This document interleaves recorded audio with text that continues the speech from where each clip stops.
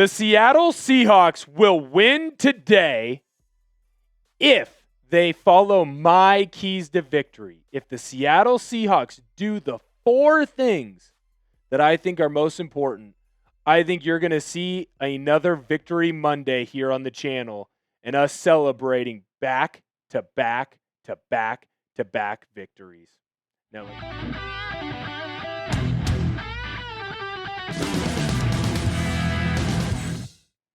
don't jinx it. Keep the streak alive. Your Seattle Seahawks are going for their 4th straight victory in a row. You want to make sure that you go up and you smash that like button to help get the Seahawks to another victory. I am your host of Seahawks Today, Will Ortner, and I'm going to tell you what the Seattle Seahawks need to do to win.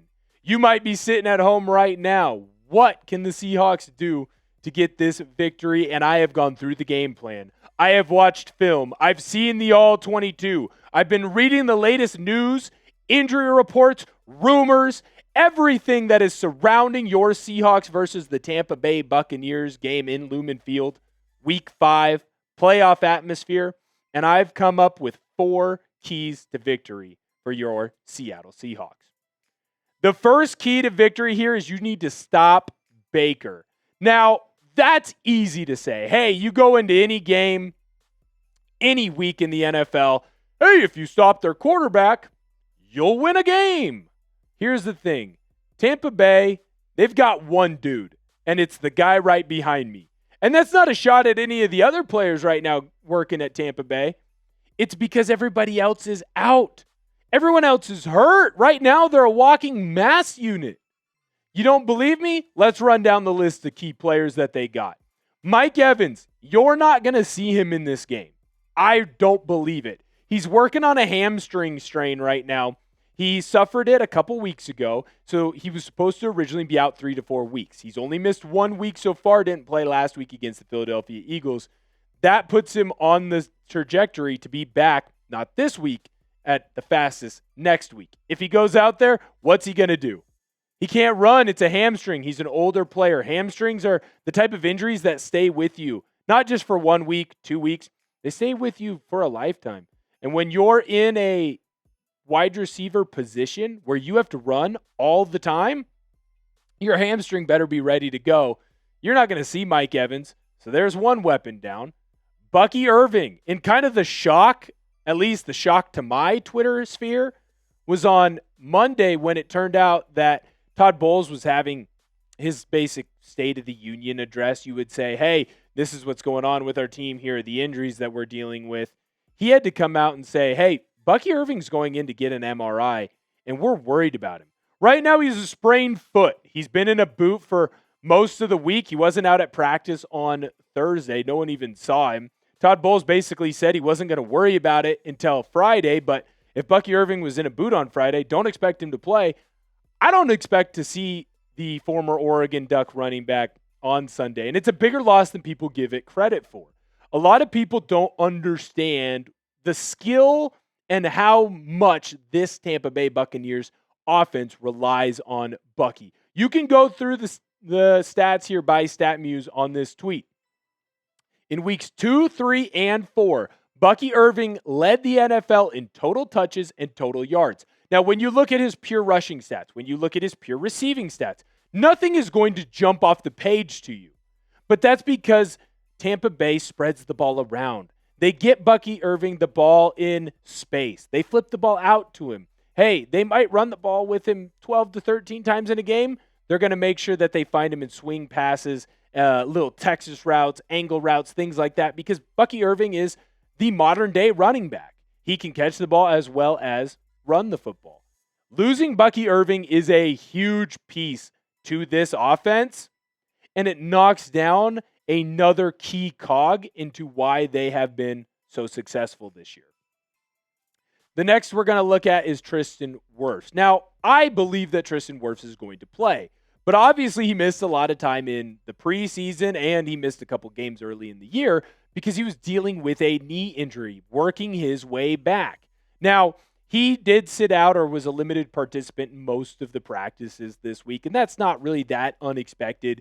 Wirfs is the type of player where, hey, I just want to make sure he's out, he's playing, and the practice stuff, you can worry about that later. He's been in the system long enough to know what he needs to do, right? So with Wirfs being hurt, that doesn't mean you can't still take advantage of him there on the edge, right? Now's the perfect time to unleash Uchenna Nwosu. Dude had 2 sacks in the last game for you. Boye Mafe, he's one of the top 10 pass rush win rate guys right now in the NFL. So when I look at these edges, and you're telling me that one of the better O-linemen for the Tampa Bay Buccaneers is beat up, he's fighting some demons, I freaking love that. I love how much this edge room can eat. Even Baker missed some practice time this week for the Tampa Bay Buccaneers. So even the guy that I'm saying is the only way that you lose if Baker Mayfield goes and does some Baker Mayfield you-know-what, even he's dealing with a bicep deal and a shoulder deal. So if you are able to get pressure on Baker early, use those edges we just saw the depth chart of. If you can get after Baker, make his life a misery, make him run around. If you can clamp down on these wide receivers, Emeka Egbuka is going to be the main one that you need to stop. Steelacum's finest has been fantastic this year. He was the rookie of the month, just got announced today. If you're able to stop Emeka, stop Baker, Seahawks are going to be pretty happy on later on today. And you're going to be happy on Monday when you're tuning in to this show, watching Seahawks Today, and we're talking about how we can be Super Bowl contenders, Super Bowl winners. I want to make sure that you go in and show some love. We're going to talk about this Seahawks injury report. We're also going to talk about how the Seahawks can win this game. Frankly, we're going to talk about how well this defense can play if they're able to create some turnovers here in a second. So make sure you show some love to that defense that Mike McDonald has created. Go down below in the comments and spam that D button. The next key to victory, I already kind of teased it when I was saying we're going to talk about the defense, and you need to force turnovers. You have done a great job this year at knowing when to take a risk. Your defense has known and picked their spots almost perfectly. I'm going to say there was one where you weren't perfect, where when the defensive back or the linebacker said, hey, I can go intercept this ball and made a play on the ball, they did. They almost came down with it every single time. Baker Mayfield, he has 1 interception on the year right now. Sounds kind of like Kyler Murray last week. Guess how many interceptions Kyler Murray has on the year now? He's got 3 of them. Let's do the same thing to Baker. When you look at the interception leaders here for your Seattle Seahawks, it is funny that Ernest Jones leads the way for you with 2 interceptions. But look at the other 3 guys. Derion Kendrick, Coby Bryant, Josh Jobe. You've got your starting nickel, you've got your starting outside cornerback, and you've got Coby Bryant, who's absolutely playing with his hair on fire at that safety spot. I think Derion Kendrick has played himself into a position where you don't even have to bump Devon Witherspoon to the outside now. I was watching some Daniel Jeremiah film breakdown of the Seahawks, and he kind of pointed to, it's why Reek Witherspoon's on the trading block, of Seattle is clearly making the choice to either go with Nick Emanwari as the big nickel or Derion Kendrick as the nickel, allowing Devon Witherspoon to stay on the outside and basically making Reek Woolen obsolete. Now, Baker can be his own worst enemy. What do I mean by that? When you look at Baker Mayfield's stats so far on the year, Baker Mayfield is completing the football at under 60% right now. Now, does Baker Mayfield go out and make some insane plays? Yes, he does. In fact, this Tampa Bay team last week should have been blown out by Philadelphia, but because of that man that's on the screen right now, they were in that game late. But instead of throwing the football away late, Baker Mayfield tried to fit a ball into a spot that was not open, and he threw an interception. His first interception on the year. Force him to do this. Use your defensive line to get after Tristan Wirfs. Get into the backfield. Get up early on Tampa Bay. If you can get this game rocking, you can get this game rolling. The stadium is loud. Everything is shaking inside Lumen. Baker is going to eventually turtle. Turn him over multiple times, giving your offense stolen possessions. if this offense led by Sam Darnold gets stolen possessions, you're going to win a lot of football games, and you're going to win this one specifically. I have two more reasons that I want to talk about why your Seattle Seahawks can win this football game. But before I do that, I need to talk about today's proud sponsor. That sponsor is PrizePicks. You and I make decisions every day, but on PrizePicks, being right can get you paid. Don't miss any of the excitement this season on PrizePicks, where it's good to be right. PrizePicks is simple to play. Just pick more or less on any 2 to 6 player stat projections, and if your picks are right, you could cash in. PrizePicks invented the flex play, which means you can still cash out if your lineup isn't perfect. You can double your money even if one of your picks doesn't hit. PrizePicks is the best way to win cash this football season. Which players are going off? Which ones are overhyped? Make your picks in less than 60 seconds and turn your takes into cash all season long. So now this Sunday, I have a 3-pick power play cooked up. Hey, sounds like there's going to be some injuries for Baltimore. Derrick Henry, more than 86.5 rushing yards. Your Seattle Seahawks, Cooper Kupp doesn't have a touchdown. More than half a rushing or receiving touchdown. Sam Darnold, 237.5 passing yards, more against this Tampa Bay Bucs defense. Download the app today and use code CLNS to get $50 in lineups after you play your first $5 lineup. That's code CLNS to get $50 in lineups after you play your first $5 lineup. PrizePicks. It's good to be right. Now, the third key to victory here for the Seahawks is your special teams unit. Aside from one missed field goal, I feel like you have to be pretty impressed with how the special teams have played in Seattle. Your kick return has been great. Punt return, Torrey Horton took one back already, right? And that missed field goal, guess what? Jason Myers makes up for it later on in the game by kicking that game-winning field goal against the Arizona Cardinals. When you look at Tampa Bay, man, they suck. There's no easier way to say it than that. They're not good at special teams, where Seattle is one of the best in the NFL. We have a picture that we're going to pop up here for you, and I'm going to explain it just a little bit better than what the picture shows.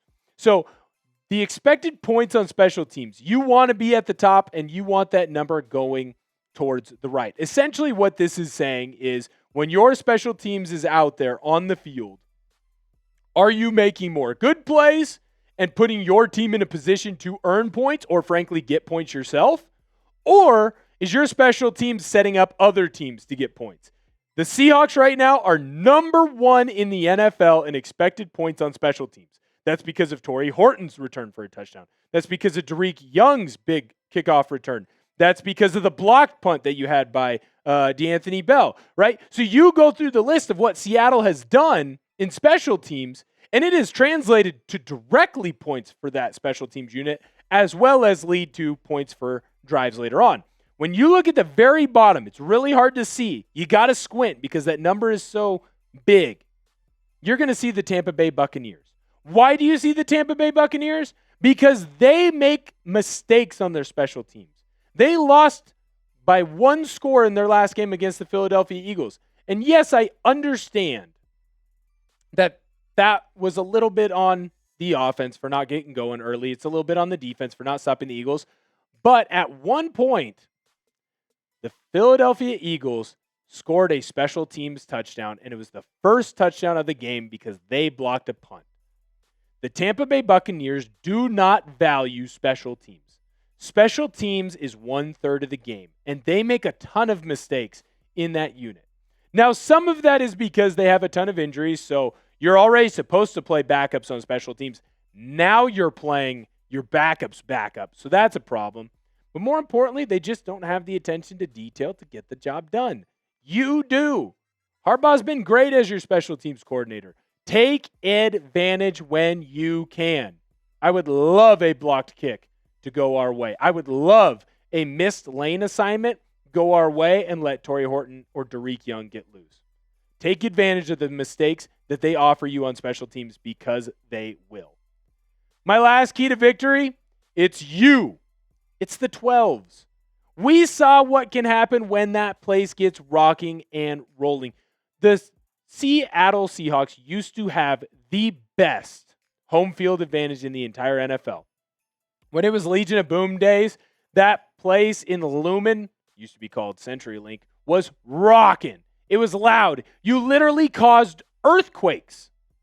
We need to get back to that. We need to stop allowing opposing teams from coming into our building, buying tickets, and bragging about how they got in your head.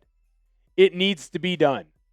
You saw what happens when your team gets up early. The Seattle Seahawks get rolling, and that place gets loud. Other teams just quit. It's what the New Orleans Saints did. I think this game could get ugly, especially if the Seahawks are able to get on Tampa Bay early. The reason why it would get ugly is because you would get rocking. The Tampa Bay Buccaneers would jump off sides a couple times. They start yelling at each other. They turn the ball over. All of a sudden, bing, bang, boom, your Seattle Seahawks are up 2-3 scores. And all Tampa is doing is fighting amongst themselves.